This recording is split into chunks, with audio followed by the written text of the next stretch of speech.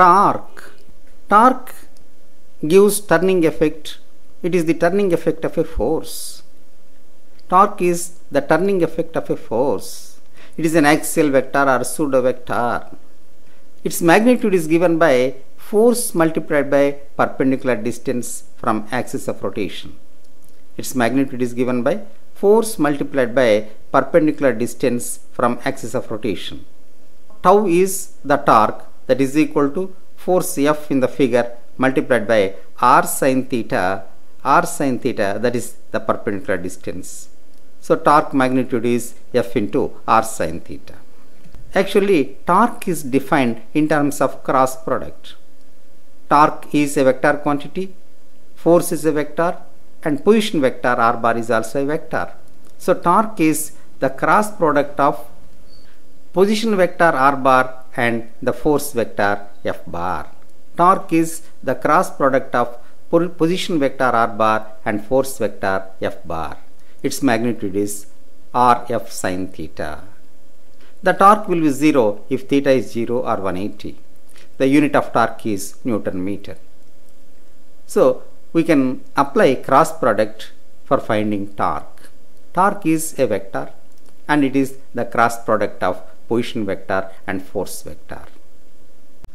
The relation between linear velocity and angular velocity can be expressed as a cross product. Here we come across three vectors: velocity vector, angular velocity vector and position vector. To understand this, let us consider the plane OXOY is a horizontal plane. Imagine OXOY is a horizontal plane and OZ is perpendicular at the origin. Then consider a point particle P which is rotating in a horizontal circle at some height.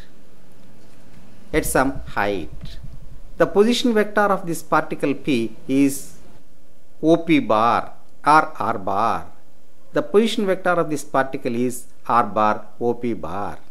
And the angular velocity of this vector omega bar lies along OM, along z axis. Angular velocity lies along OM z axis. And the linear velocity of this particle will be tangential to the circular path. V bar is tangential to the circular path at P. R bar and omega bar, they lie in a vertical plane. The relation between these three vectors is V bar is equal to omega bar cross R bar. V bar is equal to omega bar cross R bar. Omega bar and R bar, they are vertical, so they lie in a vertical plane. And V bar will be in a horizontal plane, so it will be perpendicular to the plane contained by omega bar and R bar. So this is the relation between linear velocity and angular velocity. The relation between linear velocity and angular velocity can be expressed as the cross product. It is given by V bar is equal to omega bar cross R bar. In scalar form, we write this as V is equal to R omega, that is scalar form. Angular momentum can also be written as a cross product of position vector and momentum vector. See, in the figure, OXOY represent a horizontal plane in which a circle is given of mass m with a velocity v. So its linear momentum will be mv bar, that is along v bar. This is momentum vector. And position vector is from O to m, that is position vector r bar.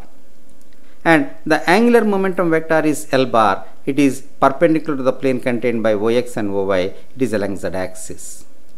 So angular momentum L bar is equal to R bar cross P bar, where R bar is position vector and P bar is momentum vector. So angular momentum can be written as the cross product of position vector and momentum vector. The magnitude is given by mvr sin theta. The perpendicular distance becomes r sin theta and momentum is magnitude is mv, hence it becomes mv into r sin theta.